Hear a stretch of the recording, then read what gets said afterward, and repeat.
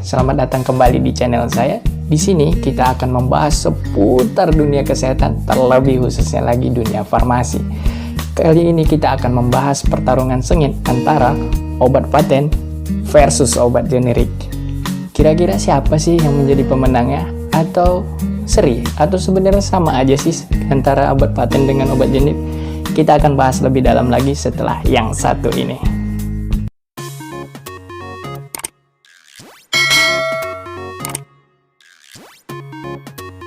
Nah, masih banyak loh paradigma di sekitar masyarakat kita bahwasanya mereka jauh lebih suka diresepkan obat paten ketimbang obat generik. Yang mana paradigma masyarakat di sisi negatifnya beranggapan bahwasan obat generik yang murah itu efektivitasnya atau khasiatnya lebih rendah karena harganya murah. Apakah benar antara obat paten dengan obat generik? Nah, coba yuk kita kupas satu-satu. Apa sih itu obat paten? Apa sih itu obat generik? Nah, kita bahas satu-satu dulu berdasarkan pengertiannya. Yuk kita lihat pengertian dari obat paten. Obat paten adalah hak paten yang diberikan kepada industri farmasi pada obat baru yang ditemukan berdasarkan riset. Industri farmasi tersebut diberikan hak paten untuk memproduksi dan memasarkan setelah melalui tahap uji klinis sesuai aturan yang diperbolehkan berdasarkan internasional tentunya. Nah, itu berdasarkan pengertiannya. Jadi udah tahu ya, obat paten itu obat baru yang ditemukan dan dipatenkan dan ada masa patennya. Nah, di sini coba kita lihat. Masa patennya berdasarkan Undang-Undang Nomor 14 Tahun 2001 tentang paten, di mana masa berlaku paten di Indonesia adalah 20 tahun di pasal 8 ayat 1. Nah, apabila masa 20 tahun ini sudah habis, maka tidak bisa diperpanjang. Kemudian ada nggak sih contohnya obat paten itu? Yang saya pernah baca itu ada produksi Norvac. Itu kalau nggak salah isinya amlodipin 10 mg. Perusahaannya adalah Pfizer. Bagaimana nih perusahaan Pfizer? Dalam waktu 20 tahun hanya perusahaan Pfizer lah yang boleh memproduksi dan memasarkan amlodipin tersebut. Nah, contohnya seperti ini sediaannya. Nah, bayangkan perusahaan Pfizer mengeraup keuntungan berapa selama 20 tahun. Itu kalau nggak salah masanya berakhirnya sebelum 2007 kalau nggak salah. Nah, bagaimana nih kalau obat paten tadi yang masa berlakunya patennya sudah habis? Dia jadi apa gitu kan? Nah, kalau obat paten yang masa berlakunya sudah habis disebut dengan obat me too product. Me too product itu apa? Obat yang telah habis masa patennya yang diproduksi dan dijual pabrik lain dengan nama dagang atau nama generiknya. Nah, di sini kita coba masuk ke obat generik. Kalau tadi pengertian obat paten, sekarang kita masuk nih pengertian obat generik. Obat generik adalah obat dengan nama generik sesuai dengan nama zat aktifnya, sediaan yang telah dipatenkan oleh Pharmacopoeia Indonesia dan INN. INN itu International Non-Proprietary Name dari WHO, tidak memakai nama dagang dan tidak menampilkan nama brand produsen. Nah, untuk obat generik ini, nah pernah dengar nggak istilah tak kenal maka kenali lebih dalam? Yuk kita kupas lagi obat generik biar kita lebih paham sama-sama. Nah, obat generik itu bisa dibedakan lagi menjadi dua golongan. Pertama, ada OGB, obat generik berlogo. Obat generik berlogo ini apa sih? Nah, yuk kita cari tahu pengertiannya. Obat generik berlogo adalah obat generik yang mencantumkan logo produsen, tidak memakai nama dagang. Nah, sedangkan obat generik bermerek dagang adalah obat dengan nama sediaan yang ditetapkan pabrik pembuat dan terdaftar di Departemen Kesehatan negara yang bersangkutan. Nah, nanti saya kasih contoh. biasanya biar lebih paham lagi sih apa bedanya obat generik berlogo dan obat generik bermerek dagang. Nah, misal seperti apa yang sering kita konsumsi deh, sediaan tabletnya, paracetamol, PCT kayak gini nih. Nah, itu nanti ada sediaan paracetamol, pasti ada logo generiknya. Kenapa? Karena sudah diatur di KMK nomor 988 kalau nggak salah, 988 tahun 2004 tentang pencantuman nama generik pada label obat. Nah, biasanya obat generik berlogo itu biasanya ada tuh logo generiknya. Nah, ini ada paracetamol, obat generiknya. Nah, kalau obat generik bermereknya apa? Nah, ada Sanmol, kemudian ada Panadol, kemudian ada Biogesic. Nah, isinya sama-sama paracetamol. Dan kalau generik seperti ini dan ini generik bermereknya. Contohnya lagi apa? Siapa nih di sini yang sering sakit gigi? Biasanya cari apa? Asam mefenamat. Nah, ini asam mefenamat yang generik, dan generik bermerek ada apa aja? Ada Ponstan, nggak sering dong. Biasanya yang sakit gigi cari Ponstan. Kemudian ada apa? Yang suka warna pink-pink, Mefinal. Kemudian ada apa? Altran. Sama kok semuanya, isinya juga asam mefenamat. Nah, itu dari sediaan tablet. Kemudian ada nggak sediaan yang lain? Ada, kita kasih nih, lihat, Miconazole 2%. Nah, kemudian kalau sediaan di pasarannya apa sih? Ada Daktarin, Karpanac Cream, kemudian ada Micorin kalau nggak salah. Itu sama isinya Miconazole. Nah, masih banyak sih contoh-contoh lainnya. Nah, itu udah jelas kan apa sih perbedaannya obat paten dengan obat generik. Nah, cuman terkadang masyarakat itu datang tiba-tiba ujuk-ujuk, "Mas, minta obat paten dong." Nah, ini yang perlu kita luruskan. Paten di sini artinya apa? Benarkah obat paten yang dipatenkan? Apakah paten di sini pemikiran masyarakat bahwasannya obat generik bermerek?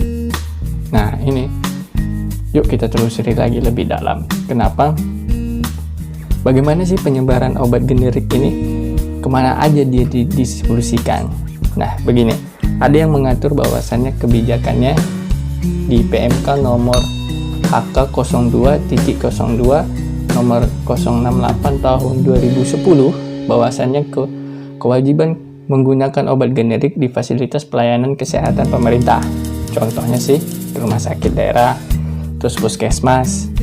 Nah, itu mewajibkan untuk menggunakan obat-obat generik. Ya enggak? Harus menggunakan obat generik. Karena begini, ada juga dicantumkan bahwasannya di pasal 4 ayat 1, dokter yang bertugas di fasilitas pelayanan kesehatan pemerintah wajib menulis resep obat generik bagi semua pasien sesuai indikasi medis. Nah, itu udah diterangkan di situ di PMK tadi bahwasannya dokter harus meresepkan obat generik. Nah, tentunya obat generik berlogo. Kenapa sih obat generik berlogo? Nah, kenapa sih sampai ini ketentuannya harus ditentukan di peraturan PMK? Nah, ada nggak pelanggarannya kalau kita nggak meresepkan itu? Ada sih. Sanksi administratif sampai ya teguran selama 3 kali lah, dapat SP 1 sampai 2. Kemudian ada juga yang mengatur KMK nomor HK 03.01 nomor 159 tahun 2010 bahwasannya bagaimana pedoman pembinaan dan pengawasan penggunaan obat generik di fasilitas pelayanan kesehatan masyarakat, di fasilitas kesehatan pemerintah. Maaf. Nah, saya ambil contoh di puskesmas ya, karena saya dulu pernah tugas di puskesmas. Kita itu, khususnya saya apoteker, kita melihat dari resep dokter, itu kita mulai merekap dalam satu resep berapa RC obat generik yang diresepkan. Nah, itu nanti kita hitung dan akumulasikan berapa persen per bulannya obat generik yang diresepkan. Nah, itu nantinya dilaporkan dari tingkat Vaskes pertama ke kabupaten, dari kabupaten ke provinsi, provinsi sampai ke kementerian, sampai di dirjen-dirjennya sebagai berikutnya. melalui proses yang panjang. Nah, begitu juga dengan di rumah sakit, khususnya rumah sakit daerah punya pemerintah. Kenapa harus begitu? Karena kita harus ada pengontrolan bahwasannya obat generik ini didistribusikan. Kenapa? Karena setiap daerah melakukan satu perencanaan, pengadaan, penyimpanan, pendistribusian, pencatatan, dan pelaporan. Nah, itu pentingnya bagi bagian farmasis untuk melakukan tahapan-tahapan berikut. Dan harapan pemerintah semua tercover dengan layanan obat generik. Kemudian, nah ini jadi pertanyaan besar sih. Kenapa obat generik itu lebih murah? Khususnya obat generik berlogo lebih murah ketimbang dengan obat generik bermerek. Ini cukup menarik ya. Kenapa? Pertama gini, kita ketahui di Indonesia negara yang masih baru berkembang, dan untuk bahan baku obat kita masih mengimpor dari luar negeri. Nah, di sini pemerintah membantu mensubsidi untuk bahan bakunya kepada perusahaan industri farmasi yang bekerja sama dengan pemerintah untuk memproduksi obat-obat generik. Nah, begini loh. Itu salah satunya. Kita sudah dibantu. Kenapa kita dibantu? Karena pemerintah ingin berharap masyarakat kita ini kan ada pembagiannya ya, dari ekonomi menengah ke atas, ekonomi menengah ke bawah. Harapannya pemerintah, semua masyarakat dari aspek manapun bisa dilayani dari segi pengobatannya. Nah, tidak menutup kemungkinan, apalagi di era sekarang, di era BPJS dan JKN, rata-rata mereka bekerja sama dengan pemerintah dan perusahaan-perusahaan farmasi yang memproduksi obat generik. Nah, kemudian apa sih selain dari kita dibantu dari pemerintah untuk pengadaan bahan bakunya? Yang kedua, kalau obat generik berlogo itu jarang kita bisa lihat. Mungkin kalau anak sekarang nggak ada, anak 90-an tuh masih bisa ngelihat iklan layanan masyarakat, bahwasannya ada tuh dulu tagline-nya, buat apa sih kita beli merek, yang penting kualitasnya gitu. Nah, itu obat generik berlogo umumnya lebih, kalau pengiklanannya lebih cenderung masuknya ke iklan layanan masyarakat ketimbang nanti obat generik bermerek. Itu mereka akan menghabiskan biaya produksi, sebagian biaya produksi ini dialokasikan untuk riset maupun promosi. Jadi kenapa obat itu generik berlogo lebih murah ketimbang obat generik bermerek. Kemudian dari segi kemasan, coba kita bisa lihat yang contoh-contoh yang tadi. Simple toh obat-obat generik berlogo ketimbang. Nah, kalau kita bicara kemasan, sekarang juga ada inovasi mulai tahun 2017 lah, kalau saya nggak salah baca itu, waktu Rakernas IAI nasional. Dan di situ ada sebuah anak perusahaan dari Kalbe, kalau nggak salah saya haji itu Hepam Jaya, di mana dia berfokus untuk memproduksi obat-obat generik berlogo, di mana sekarang sudah memodifikasi untuk kemasannya. Yang dulu kita sering melihat obat generik itu warnanya putih, kalau nggak abu-abu kemasannya. Nah, sekarang bisa kita lihat warnanya warna biru, lebih elegan dan lebih enak dipandang, dan kayaknya lebih agak bisa bersaing dengan obat generik bermerek. Dan sekarang kalau teman-teman itu berobat umumnya ke rumah sakit, baik swasta maupun rumah sakit pemerintah, itu udah hampir semuanya sudah menggunakan obat generik berlogo. Tapi tidak menutup kemungkinan rumah sakit juga masih menggunakan obat generik bermerek. Kemudian juga obat generik berlogo ini, itu obat generik sebenarnya sudah diatur untuk harganya ya. Itu pun juga diatur di PMK nomor HK03.01 Menkes /146 tahun 2010 kalau saya nggak salah, di mana pembahasannya tentang harga obat generik. Nah, gimana? Karena kita tadi pemerintah pemerintah ingin bahwasanya semua masyarakat dilayani dari segi aspek ekonomi manapun. Nah, makanya setelah kita pendistribusiannya itu tadi, nah tentu pemerintah harus mendistribusikan, pemerintah pusat mendistribusikan. Jadi gini ya, bisanya puskesmas terlayani atau rumah sakit pemerintah melayani pasiennya itu ada perencanaan. Biasanya di instalasi farmasinya melakukan perencanaan, baik itu penggunaan obat selama 1 tahun belakangan atau 5 tahun belakangan, atau juga secara epidemiologi, cara pola penyakitnya. Nah, itu kita melakukan perencanaan. Kalau di puskesmas kita melakukan perencanaan, lalu mengajukan ke dinas kesehatan di instalasi farmasi.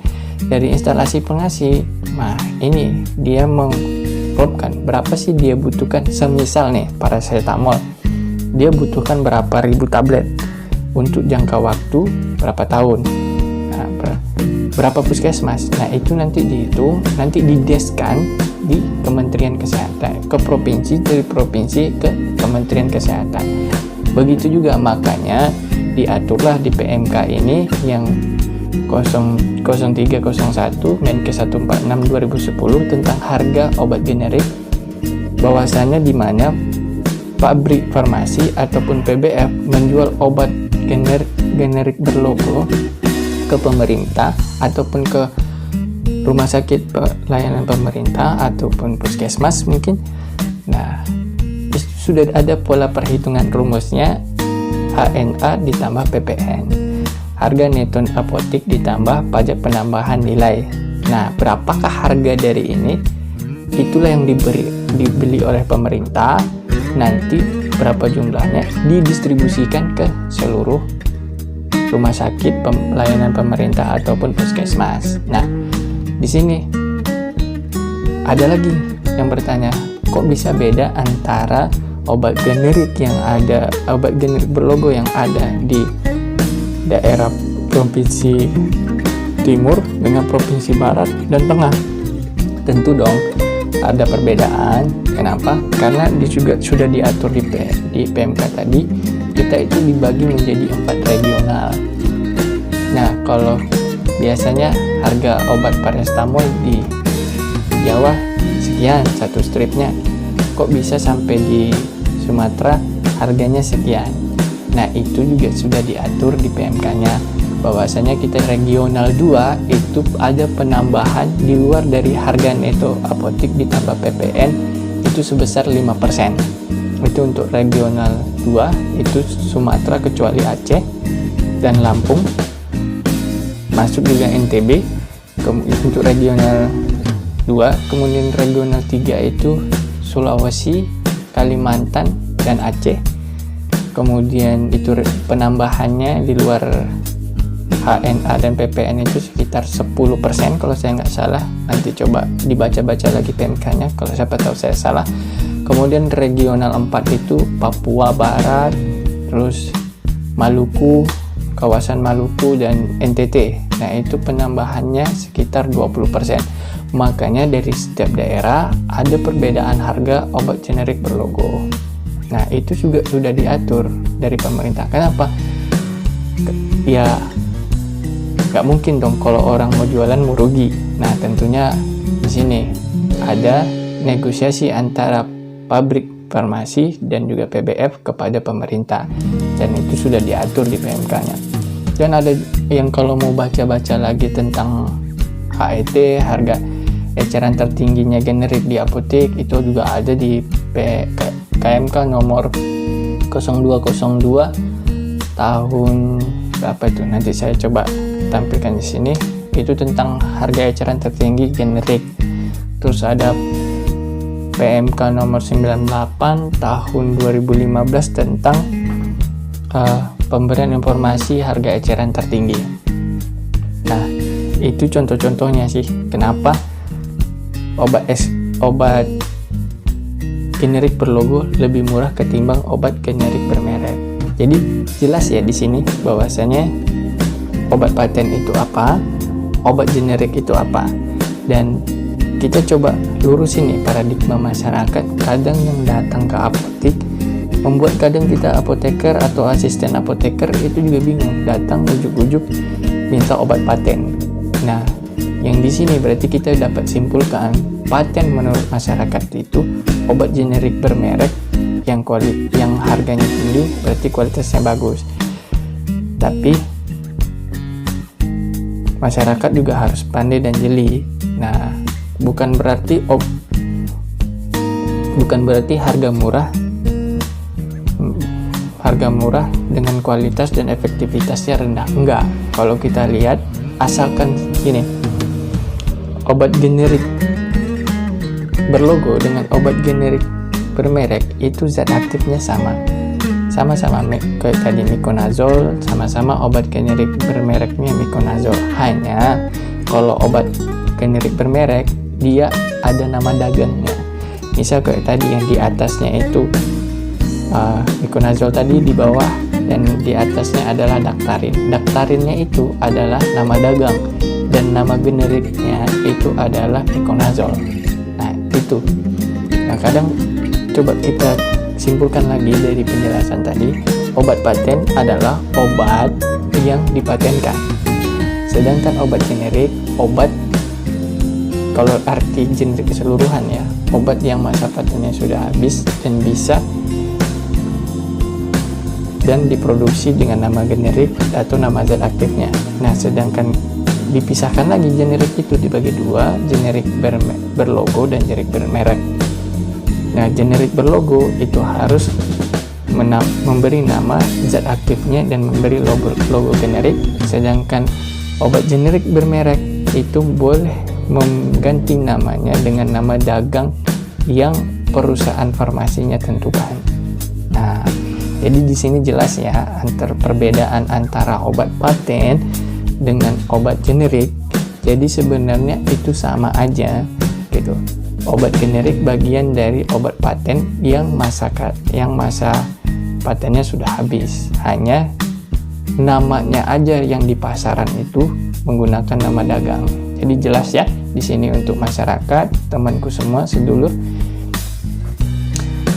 Oke, cukup sekian video kali ini. Kalau ada penjelasan saya yang salah atau kurang, kita bisa diskusi di kolom komentar. Nanti kita bisa komunikasi aktif. Nah, cukup sekian.